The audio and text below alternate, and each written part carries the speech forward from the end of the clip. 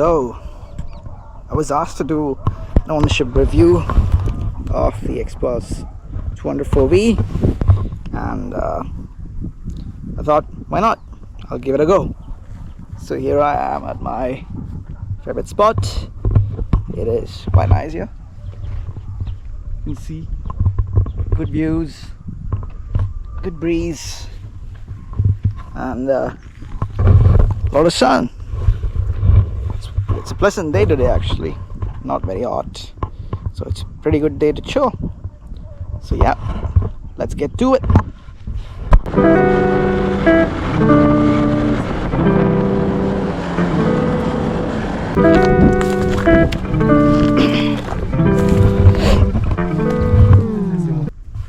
So here we have it, the Xpulse 204V.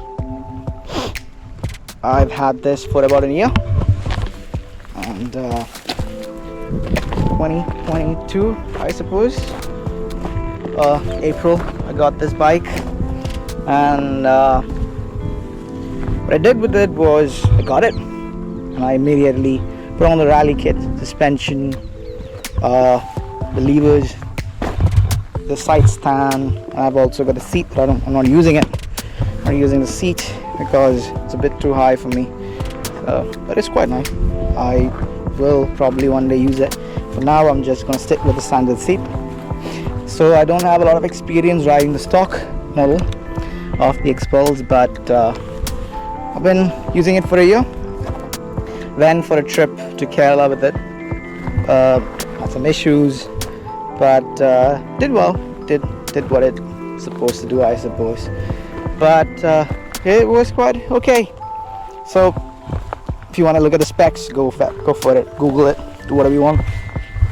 Probably everybody knows all the specs of the bike already. I probably don't remember anyway. So here's the Xpulse 200. So let's start with what I've done with the bike. So yeah, the first thing is suspension, the rally kit suspension. So I've got the front forks, the adjustable one. So you got this one here, the rebound and the compression adjustment right here. So we'll always set it up based on how I'm riding, off-road or on the road or something, and how I like, depending upon how I want the suspension and the bike to react. I would just increase, reduce the compression, rebound. And came with the Maxxis tires, but right now I've got Ralco MX tires. Maxxis replacement was about 16,000 rupees. I don't want to go for that. This pair came for 5,000 rupees, so it's pretty good. And then I got rid of the stock shitty hand guards, plastic ones which came with it, and I got myself these buckbusters, the metal frame inside it, the aluminium one. Pretty strong, good stuff. I've had a few falls with it, but so you can see some scratches and stuff, but it has done quite well. It's quite good stuff. Protected my hand, protected the bike, protected the levers. And when I went for my ride in Kerala, something that I noticed was the stock grips. They were quite slippery with my gloves, you know, especially when it got wet. And I noticed it during monsoon rides as well, that these grips would be very, very difficult to operate, and it's slippery, and it starts hurting my hand a lot, you know, because I had to really grip it to get some good feeling out of the thing, or I might slip off the handlebar even. So I got these Domino rally grips. Watched a YouTube video, and he was talking about how these grips are actually pretty good, and they are actually pretty damn good. They're quite spongy. They're made out of foam, but they're not soft foam, they're not hard foam either. It's actually quite firm, and they're very grippy, and it also dampens a lot of the vibration coming from the engine. The engine's quite vibey. But so yeah, I had my stock rear suspension put back on. It's a bit clogged up with mud and everything right now because I was just riding through mud. But yeah, the rally suspension which came with it, I blew it up about 3 weeks back, I guess. Yeah, and because of that I had to go back onto the stock suspension which I had lying around. Otherwise it's pretty much stock. I haven't done anything onto the bike, nothing with the engine, nothing else other than that. So yeah, what else? Now, headlights, stock headlights, pretty damn shit. They're actually useless if you're actually going around in the night. It's like a little spotlight. I was riding around in the mountains in Kerala at night time, and what I noticed was you can't see shit when you're taking corners, especially because the bike's pointing somewhere, the headlight's pointing somewhere, and if you want to see the road properly, so you have to like swerve in a little bit. And so I was playing around, like, you know, leaning in and then leaning back out onto the road to actually see what actually is in front of the road. So that was a bit difficult. These levers, they're pretty alright. You know, it's a bit, they're not adjustable, of course, from the stock. They're stock levers, but they're pretty far off. As you can see, my hand quite small. So for me to get to these levers, it's quite a bit of a reach, and it starts hurting your fingers and your wrists after a while, you know, because you're straining a lot to reach the levers. So that's another change that I'm looking for, but I didn't find something which was easily placeable, which is quite annoying. So I'll have to get one. In terms of front brakes, stock front brakes with these whatever calipers they are, quite alright. The ABS, don't use the ABS at all. I mean, on the road I put it back on because otherwise there's no switch, ABS switch on this model. So for me to turn it off, I have to pull the fuse out, and if I pull the fuse out, the speedometer actually turns off. So I only pull the fuse out when I'm riding off-road, because when you want to get more feedback and also a better front end braking, you have to pull the ABS off. You know, you have to turn the ABS off. So I was also thinking maybe if there is an option for an ABS delete, so I might go for it. But right now it's actually fuse off, ride, no speedometer, and just have fun with it. But yeah, it works pretty well. If I used to ride with the ABS on off-road, but it started becoming a problem in slippery areas, especially when I'm riding through the wet monsoon like grass and stuff. You would lose the front, and then you would lose the front brake fully. So you're having like a big pulse of front brake, and you don't know what's happening. So yeah, I rather not have it at all. Other than that, yeah, these are the rally gear lever, and the stock ones are actually quite short. So if you're wearing boots, it becomes very difficult to shift. You can't put your feet through, so you have to get the rally levers. Quite good. Footpegs are stock as well. I pull the rubber mounts off. If you're wearing boots, you don't have to worry about the vibes too much, because the boots absorb a lot of the vibes. But otherwise, if you are just riding on the road, the rubber mounts probably would be required. The stock ones are actually not that great. The stock foot pegs are actually not that great. They're quite slippery. I'm looking at these rally foot pegs that I saw online that I might shift on to very soon, but for now I'm just sticking to it. I wanted to get rid of the pillion foot pegs, but it's actually mounted onto this frame, so there's no point to it, because I wanted to reduce weight, because it's actually a heavy bike and a lot of these weight stays at the top, right? So because especially with the rally kit coming in, a lot of the weight comes up top, the fuel tank right there, right? So it becomes quite difficult to handle a lot of the weight if you're short. So I'm 165 centimeters, and for me to reach the ground, I have to basically hang off the seat, one leg on the other foot peg, and then the other leg's basically on the ground. So with reduced weight on the bike, it's easier. So now it's about 161 plus kilograms on the bike, and with me, my weight is 65, and I'm wearing my full gear, my boots, my jackets, and my backpack, which is sitting there, helmet and everything. The backpack has a toolkit, so the full weight of the bike, the full weight is actually hanging off the top of the bike. so reducing a little bit of the weight would actually help. But I could take this off, I guess, because it's bolted on, but the other side it's not very good. So I do want to take off some weight, so I'm looking at taking off the stock exhaust and putting on one of these quick shift exhaust. I did look at the Norifumi, which just came into the market, and they're pretty good as well, but you had to do a lot of work for it, and I don't want to do a lot of work because you had to change the rear what is it, the fluid thing, what do you call it again, yeah, the cap. So you had to change this, and you had to change the clamp over there because the stock clamp doesn't fit with the Norifumi, so you had to cut it off, fabricate a new one, which I don't want to do. It's just too much work, and I'm not really interested in doing that much work in Pondicherry because the workmanship over here is actually not that great. Even the service of this bike over here is actually not that great. So when I switch, stick to the quick shifts one, which is actually quite nice because it also comes with O2 sensor port. The Norifumi doesn't, so you have to cut it and you have to make one, which I don't like because it doesn't look really nice. If you're gonna pay about 23 grand for a nice exhaust, it has to look nice, but if you're gonna put a local stuff on it, it's not very nice. So I'm gonna stick to the quick shift one. Not very soon. I'm still having a few issues with the bike that I'll talk about in a bit, and because of that haven't really invested into the quick shift exhaust yet.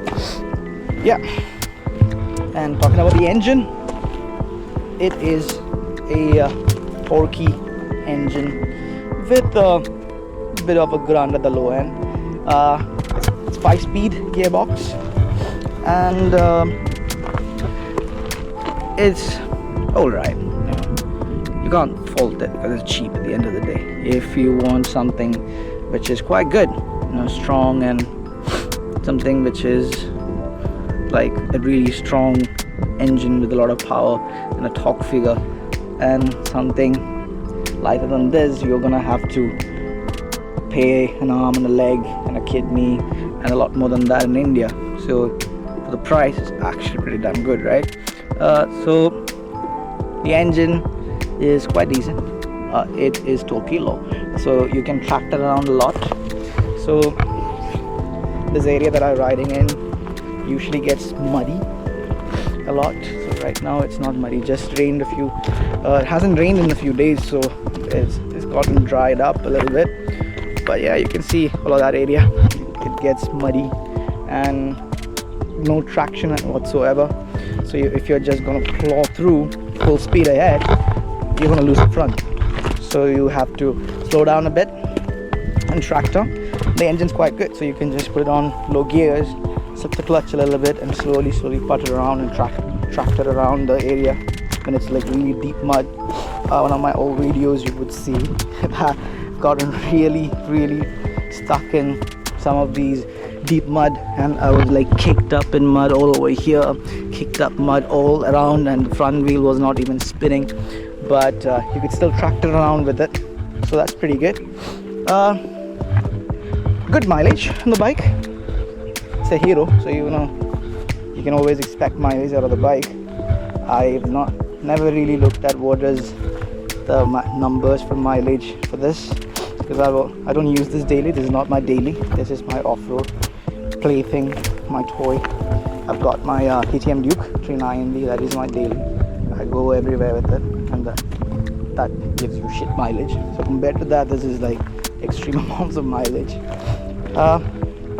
What else can we talk about? Yes. So how does it feel to ride it? Well, it's quite nice. So I've got the front rally kit suspension, forks, and the rear shock is stock. So the riding position is a bit lower now. Front is quite high, and the rear is on the lower side. So it's like a flat kind of a seating. With the rally shocks, you would actually get the rear coming up a little bit, and with the front forks, it's actually more comfortable in that with the rally rear actually. And I did put on a center stand because it is two, and if you're gonna get stuck somewhere, you're not gonna be able to get the rear wheel out or front wheel out without a center stand, you know. And it's gonna be very difficult, especially if you're in rural areas like these where you won't find any paddock stands or front wheel, whatever, and you have to have a center stand. With the rally suspension, the center stand does not reach the ground, so you will need to put some rocks or planks or something at the bottom and then raise the bike up.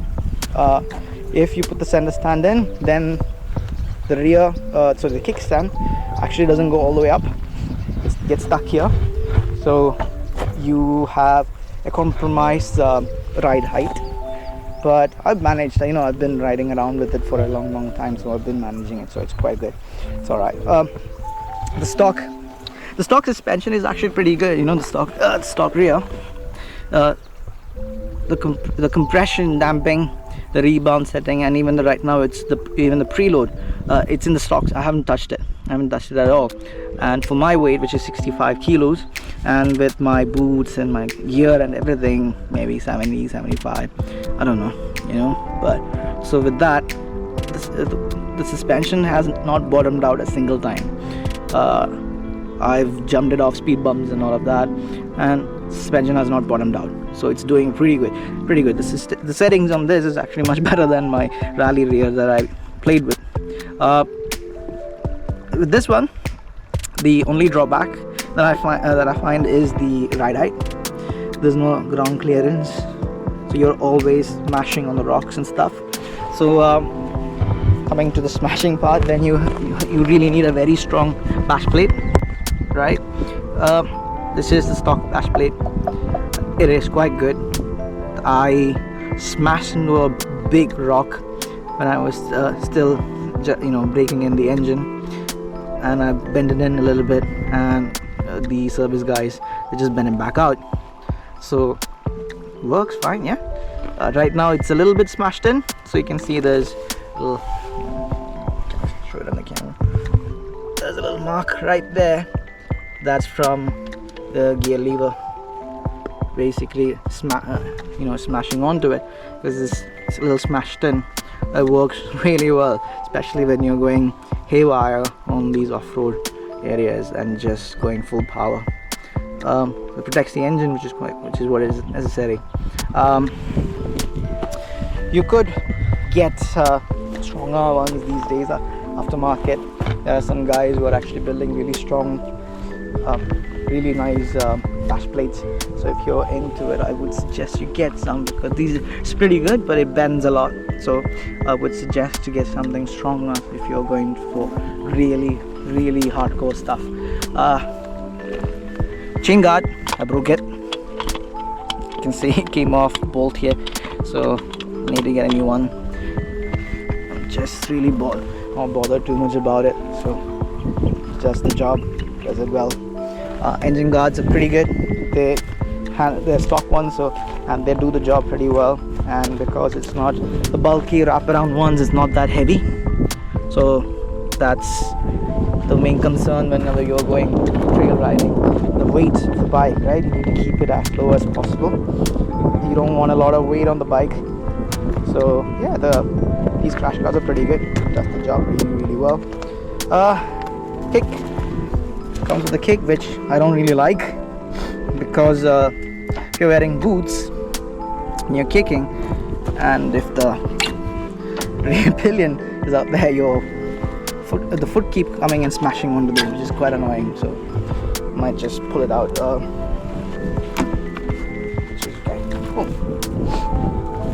Yeah, so that is what the bike is.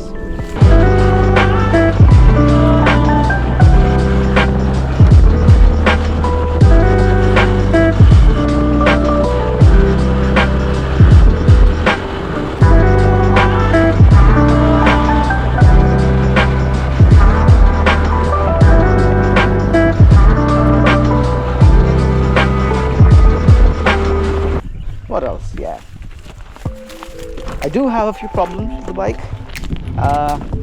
On my first ride out to Kerala, and I went out what happened was we got from Pondi to Kerala, and the next day we were riding around, and the digital console, it just turned off. It's just shut off. It wouldn't turn on, and there was no sign of short circuit or anything like that. And I tried a lot. I disconnected the battery. I did, cycled the key multiple times. I thought, must be one of the power issues. But then the Hero logo, which comes here, it was on. So that was clear that there was power coming to the console.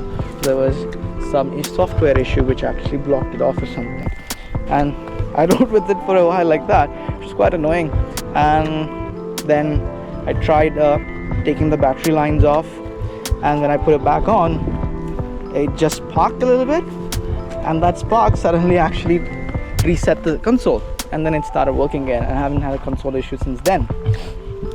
Then I had done third or second service, I can't remember which one, but one of the services when these guys did not connect the breather tube or the crankcase vacuum tube, as you can see from here. You can see this one here, this guy here.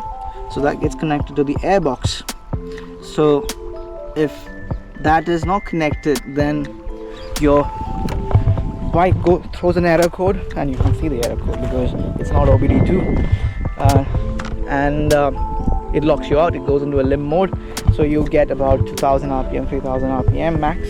So you have to drive the bike back to the service center, and they have to reset it so they don't connect it. And since then I've had issues where the bike randomly goes into limp mode, and they've done multiple ECU reflashing, resetting. Just this week I put it on to the service center, and they kept it for a week, and they said some airlock bullshit. I don't really believe them, but right now I haven't had an issue, so I'm okay with it. So I'll see what happens. On the same Kerala ride that I went around, the rally kickstand, it bent and it broke. I mean, it didn't break, it bent all the way to like about 45 degrees off the actual position, which made it very difficult to keep the bike down, because the bike wouldn't sit on the kickstand, it will just fall off. And because the center stand does not reach the ground, I can't be carrying around blocks everywhere I go.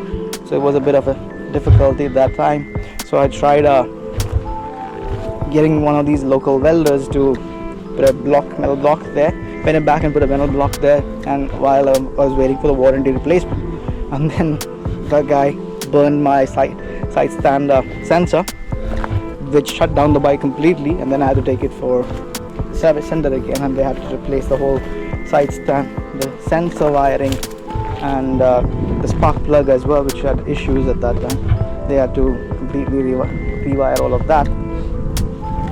So a few issues that I've had with the bike. Yeah, it's okay. Anyway, I've been managing it, been playing a lot with it. So it's a good learner bike, it's not intimidating. It doesn't have a lot of intimidating power or torque or anything like that. It's not jumpy or snappy, so you could easily learn how to ride off-road on this bike, just exactly what you want. So if you're a beginner, and you want to explore and do things, I don't know much about the stock forks, but this has been actually quite good. I was riding with these boys from Kerala here in Pondi, and he had a stock suspension, and I did feel that the front suspension was a bit bouncy, but this one's actually quite good, really good. Like the rally forks are really good. I do wish this was a little bit more beefier, so you could hit some of the really harder jumps and hoops and things. With this, you are limited by its own potential, which is it's not that beefy. I just want a little bit more beefier. Fork upside down would have been nicer, so you get less unsprung mass on the wheel, so it's easier to do a lot of the tight turns and navigate around, because you don't have such a heavy fork tube and everything just hanging off, especially with the spokes being really heavy, spoke wheels being pretty heavy.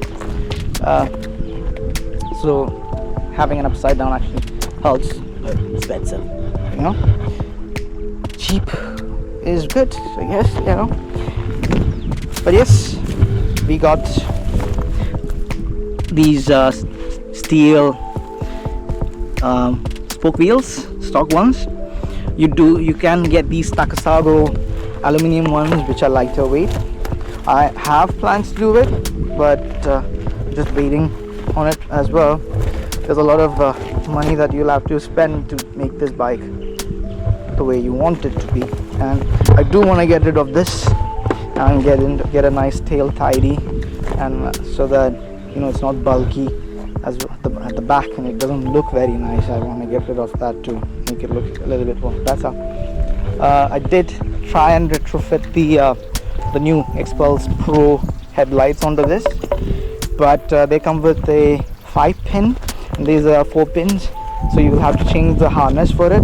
So I didn't do it, and I'm not really interested in changing the harness just to get a headlight on, because I barely ride off, or, you know, often at night.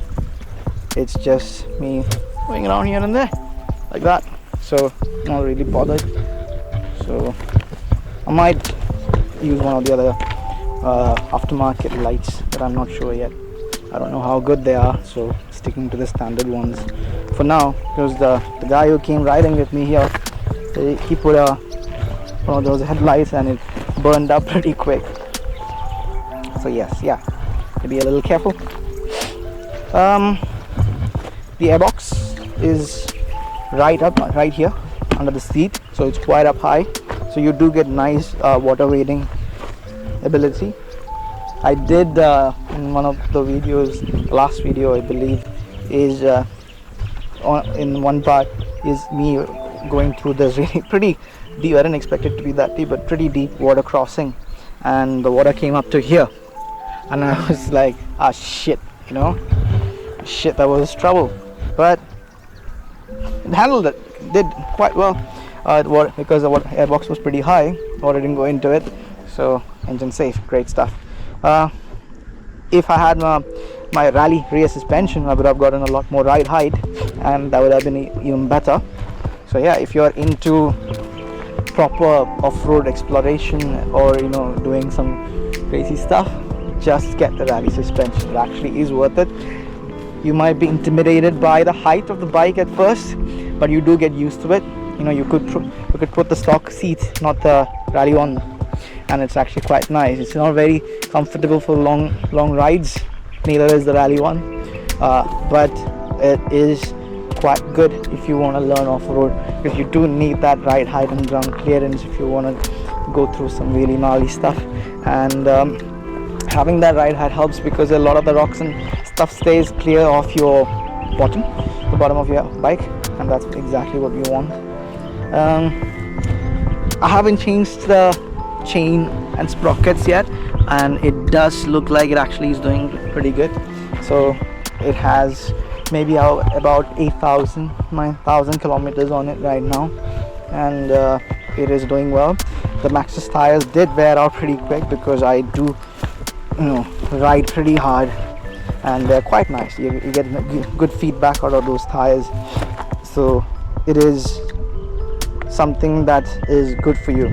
Like if you're a beginner and you want to learn how to ride off-road, something that is important for you is the feedback that the bike gives you, you know, on the terrain, whatever terrain it is. So the Maxxis, because it's a bit more softer compound, you can actually feel where the rear is and feel where the front is, and you can get good feedback out of it, and that is very necessary if you want to do you know, if you want to do really hardcore off-roading, and if you want to put some speed into your rides, you know. These are Ravco ones that are a bit more harder compound, because they're cheaper, so it doesn't give the same amount of feedback. But since I've been riding with the Maxxis for a year, I've gotten used to how the bike behaves, and I have gotten used to how much the front brakes can handle in very loose situations. There are some situations where the Ravco gives away, like in really loose situations you will lose the front a little bit, but once you get used to the feeling of the bike, then you know when to back off front, so you don't actually completely fall off. There's no rear ABS, so it's actually quite good. You could slide around a lot. I slide around everywhere I can, not on the road, not in public areas for sure. I don't do squid stuff, because if I do something, there are a lot of these young guys who are always watching, because over here nobody even wears a helmet, and I'm just super flashy wearing my gear and everything, and they would think that, oh, it's time to go for a race, and they will kill themselves, and I don't want that on my consciousness. So I don't do squid stuff. So because I don't want anybody to do stuff with me, I'll just, even if they try and do races or anything with me, I stay away. I do ride a little bit more faster than the regular traffic, but I don't make any unnecessary movements or unnecessary moves on the road, and stick to myself. And I always avoid picking races or anything with these guys. I don't want to kill them, because I know they will die. Because just now somebody on the road on the way here, I did see that there was like blood splattered all across the road. So I don't know, somebody died. It's quite common, especially in India, for accidents, and these guys not wearing helmets, gears or anything, and just doing dumb shit on the road. You don't want to be the one responsible causing it. Yeah. Another thing which is I'm done on these wheels are the wheel balancing. In Pondicherry, no wheel balancing for motorbikes exists, which is quite a shame, because every wheel has to be balanced, and I don't know why nobody wants to do it here. So I wanted to get a proper stand and do it by myself, but I don't have space to do it at my house. You know, I don't have a garage or anything.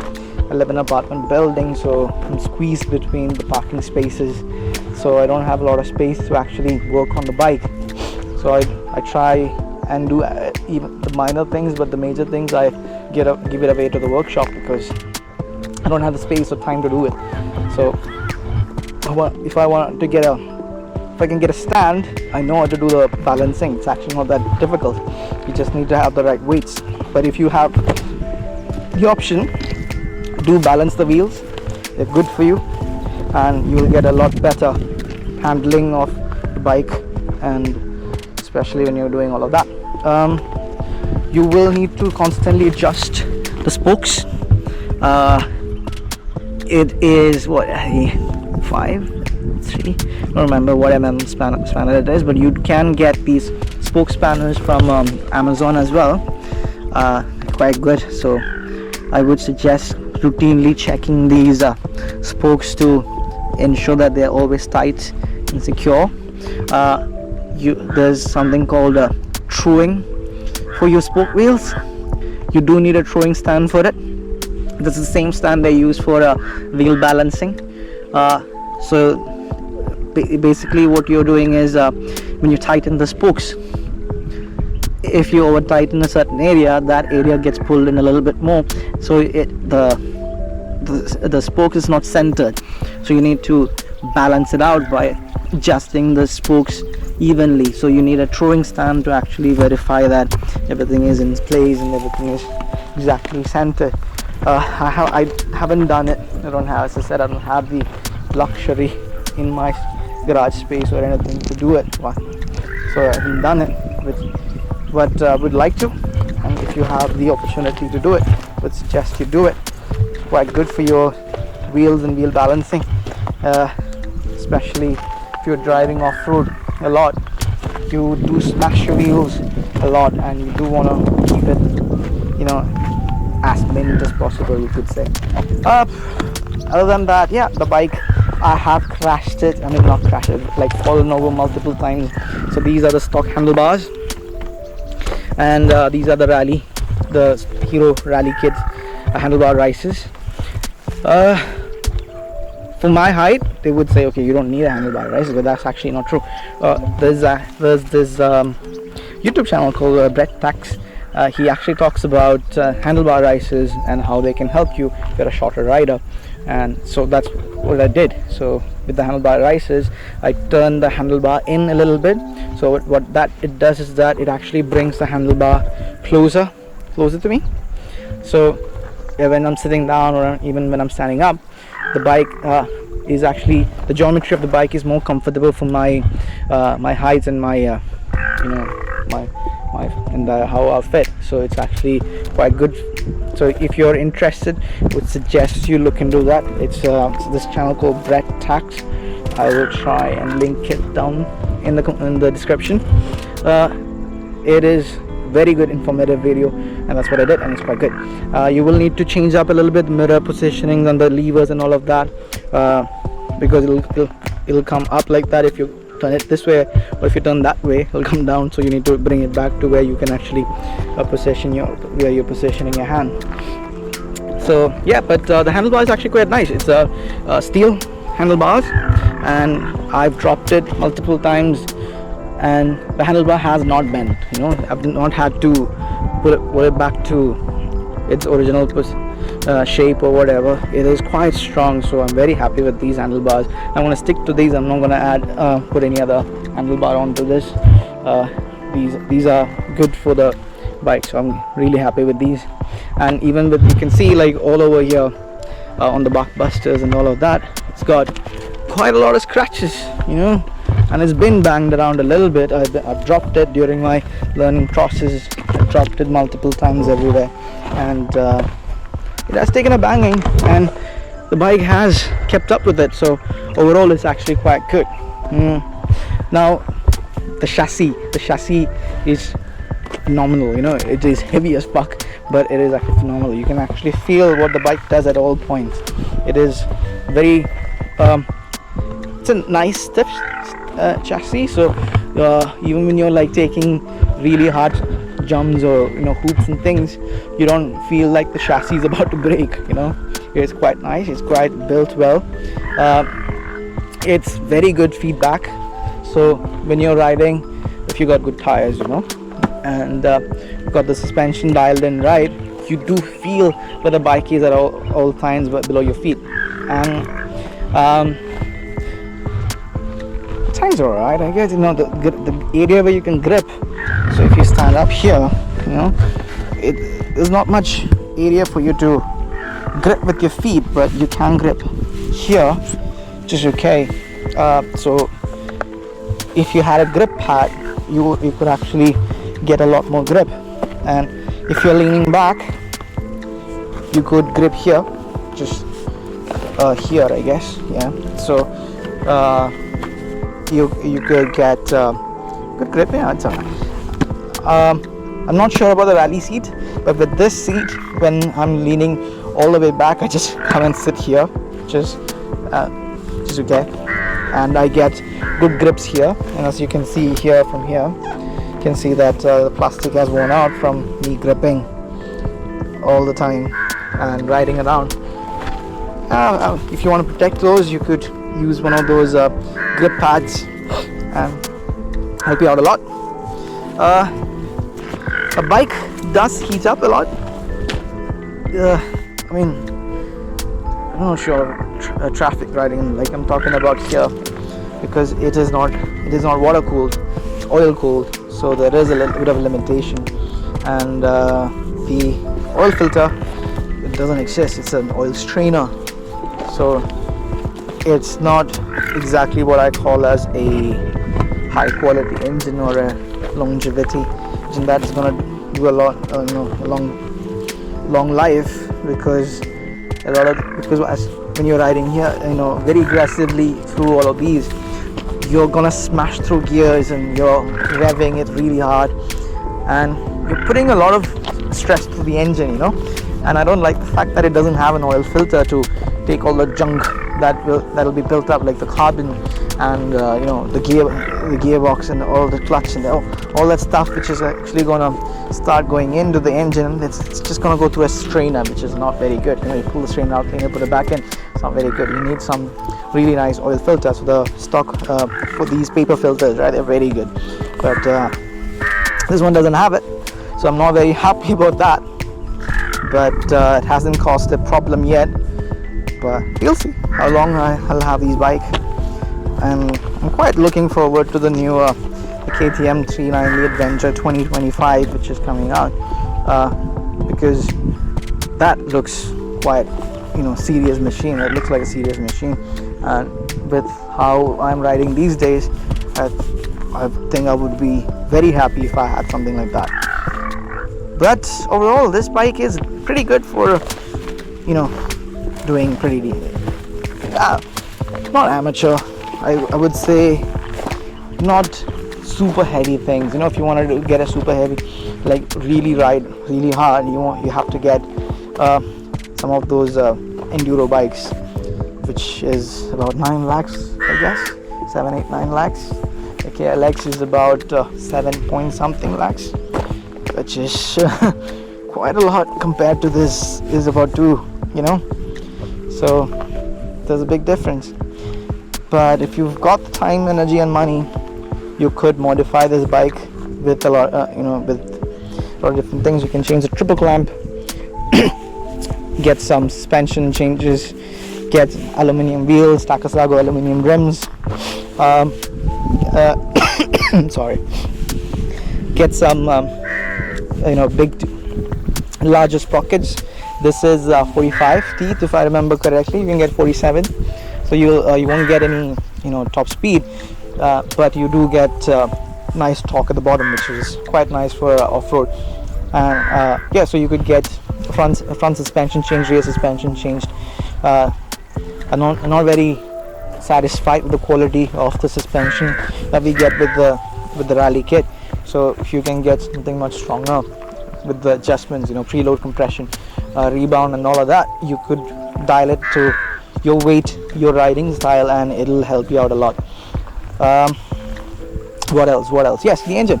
You could get a big bow kit from NMW Racing, and you could squeeze out a lot more power. I did see a video on Instagram about somebody pushing out 40 horsepower of the Xpulse engine.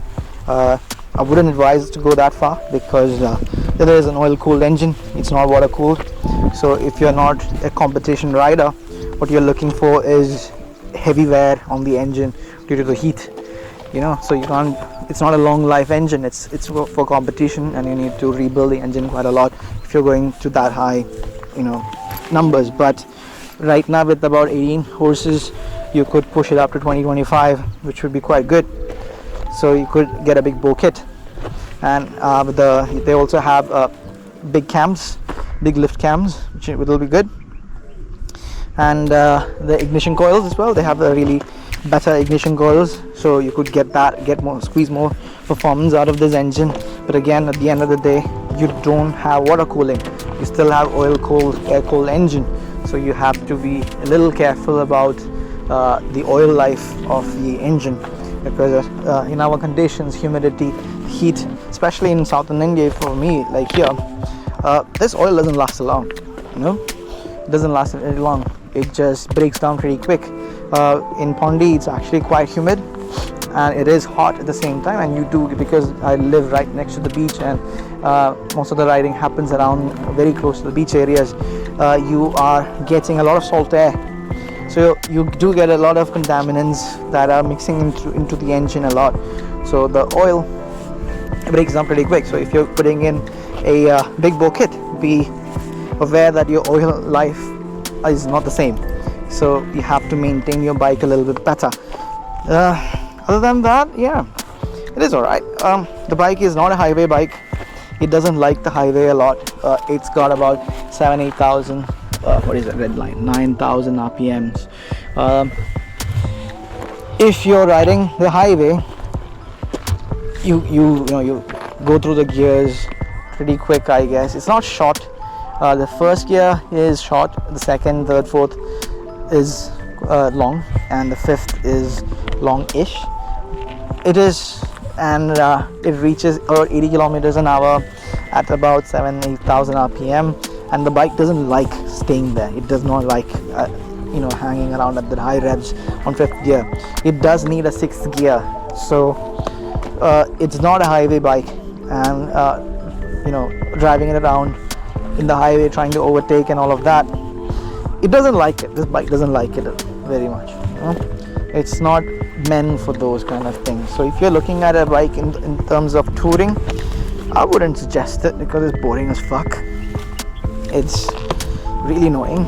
Maybe I'm a little biased because I have my KTM Duke 39ND, and when I go touring, I go touring on that, and it's a great bike to go in the highway, right? You know, it's got ample power and it's not that comfortable, but it does the job. Like for me to get from here to Cochin, Pondicherry to Cochin, it's around 600 kilometers, and on my KTM Duke I get there in 6 hours, and I would never be able to do that if I go through the Xpulse. I had an Impulse before, and ride the Impulse to Kerala, to Cochin, that took me about 7-8 hours, sometimes 9 hours, and the whole game changed when I got a KTM, because I had a lot more performance and it was a better handling bike, and I could get out of the traffic and get away from the trucks and everything quicker. So overall it was a lot better for me. So this is not a highway bike. Take it for a city bike. Look, it's quite comfortable. The suspension is really good. They take up the bumps and soaks up everything, and it's really nice for if you have a very bad road conditions and you're just looking for something comfortable to ride around in the city. This is a really good bike to go for that. But if you're looking for something for touring, this guy's not it. It's not at all. This doesn't like it, and I wouldn't suggest it because it gets boring unless you're a very calm person. You don't mind hanging around the back of these trucks and stuff for a bit and then taking it easy, then it's okay. But I'm not that person, and that is not my personality. I just do not like to hang around the back of anybody. I just want to get on with it. So this is not my bike, but it is my bike for these kind of things, off-road and everything. So overall, it's a toy for me. It is a good thing to play off-road with. It is quite fun off-road. Very good handling, especially now that the rear is low. The handling has improved because the weight has gone down, so I can flick it around a lot, but it doesn't have ground clearance to clear a lot of these hoops.